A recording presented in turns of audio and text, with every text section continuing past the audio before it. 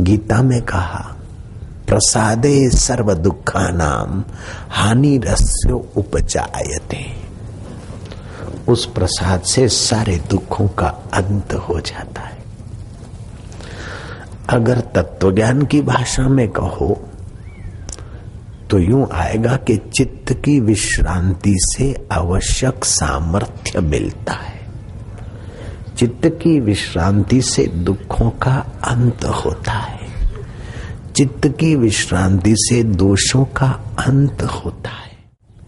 कायदे कानून और डंडेबाजी से अगर दोष निवृत्त होते तो आज धरती के लोग सब निर्दोष होते। लेकिन दोष निवृत्त करने वाले, डंडे मारने वाले लोग भी देखो छुप के शराब पीते और न जाने खुले आम या छुप के कितने कितने दोषी कार्य बेचारे करते।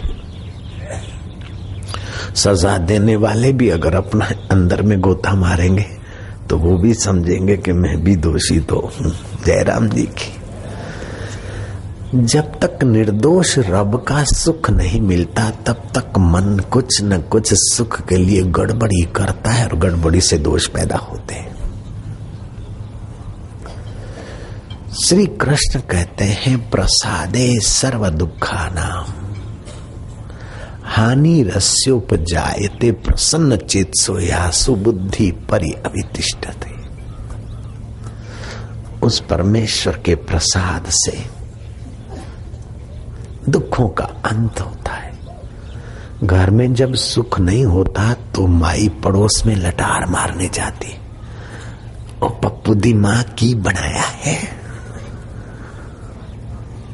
ओ जुग्गू दी मां तुसी किथे जा रही हो, ओ तेरे बबलू नु तूने की पहराया है।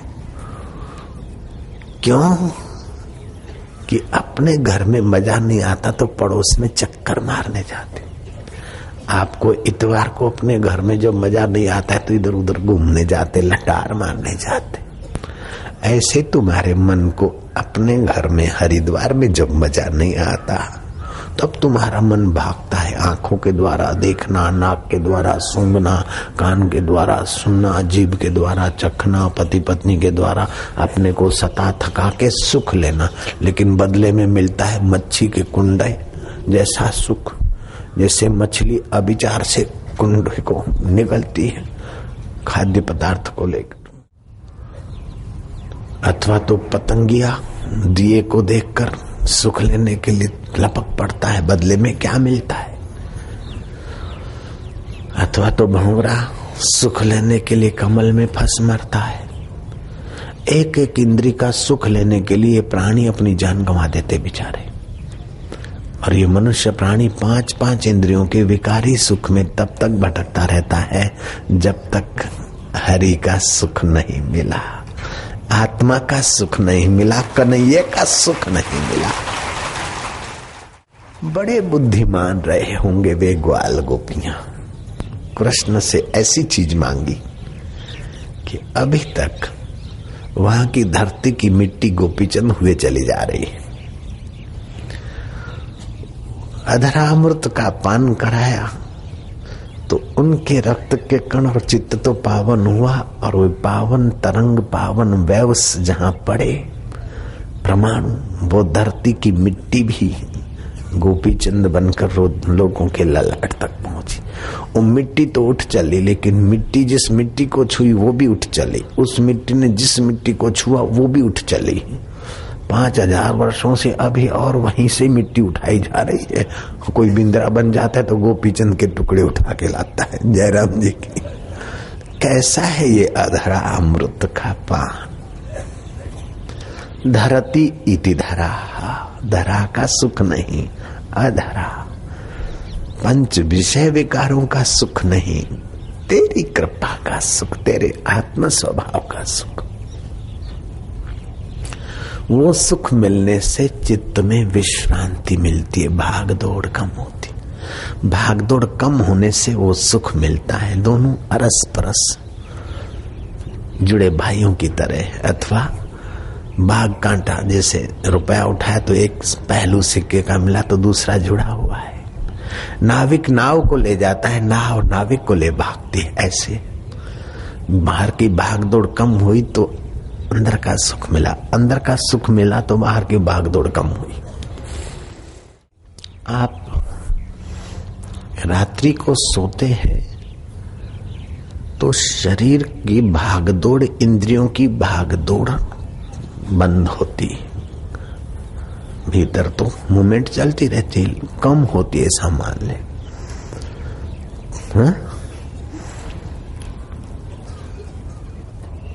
तो शरीर की थकान मिटती है।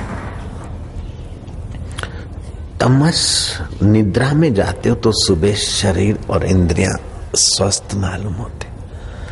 जब सात्विक अवस्था में जाते हैं तो विश्रांति मिलती है, चित्त की भाग दौड़ कम होती।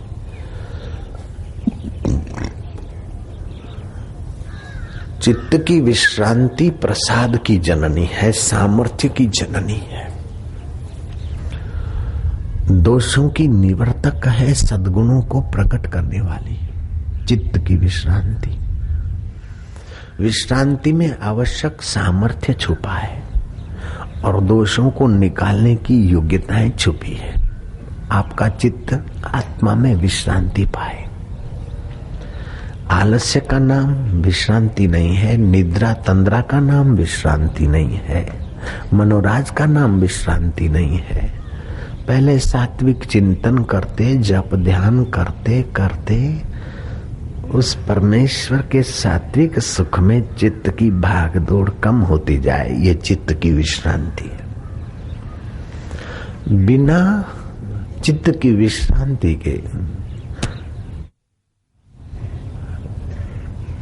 हृदय की तपन नहीं जाती, खटपट नहीं जाती। तुलसीदास ने अपनी भाषा में कहा, बिनु रघुवीर पद जिय की जरनी न जाई।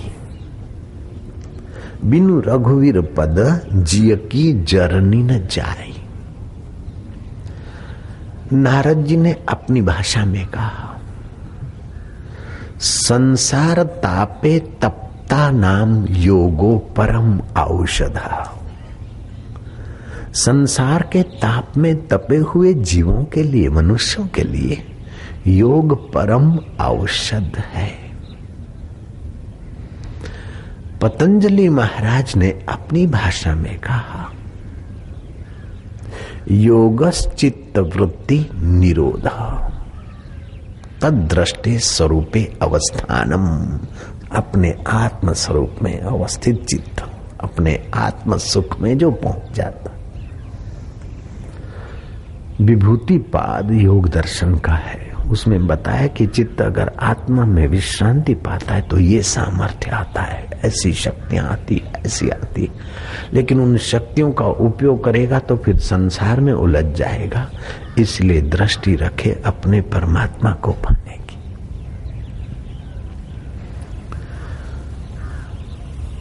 तो फिर से हम वहीं आते हैं कि चित्त का प्रसाद, परमात्मा का प्रसाद, अथवा ग्वाल गोपियों की भाषा में कहे तो अधरा अमृत का पान। योगियों की भाषा में कहे कि चित्त की वृत्तियों का निरोध। भक्तों की भाषा में कहे तो संसार तापे तप्ता नाम योगो परम औषधा। बिनु रघुवीर पद जिय की जरनी न जाई। उस रघुवीर पद में, आत्म पद में विश्रांति पाने वाला जो दृढ़ विश्रांति पा लिया। अभी तो अपन लोग गिल्ली को थोड़ा सा ऊपर ही उठाए तो इतना आनंद आया, अगर गगनगामी करे और दूर तक पहुंच जाए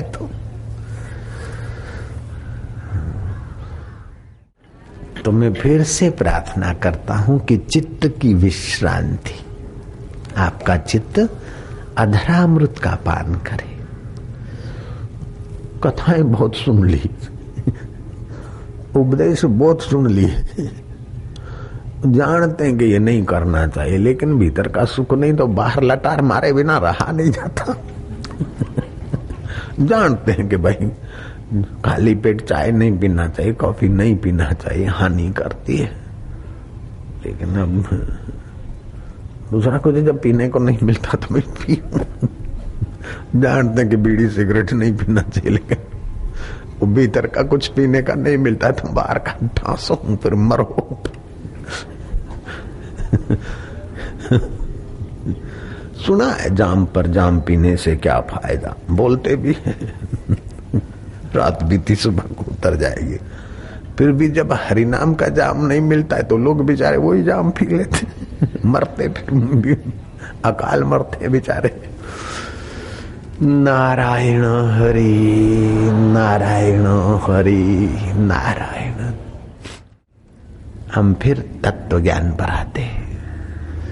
चित्त की विश्रांति से आवश्यक सामर्थ्य मिलता है।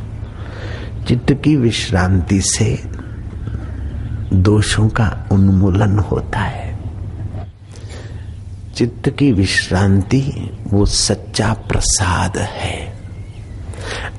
ऐसे पुरुषों ने जिसने परमात्मा में विश्रांति पाई उन्होंने प्रसाद पाया, और ऐसे पुरुषों के आगे चीज वस्तु धरते हैं तो उनकी निगाहों से जो आध्यात्मिक आध्यात्मिक तरंगे अथवा उनके हाथों से जो आध्यात्मिक तरंगे वो उन चीजों को लगती तो वो चीजें फिर प्रसाद बनती है। जय राम जी की।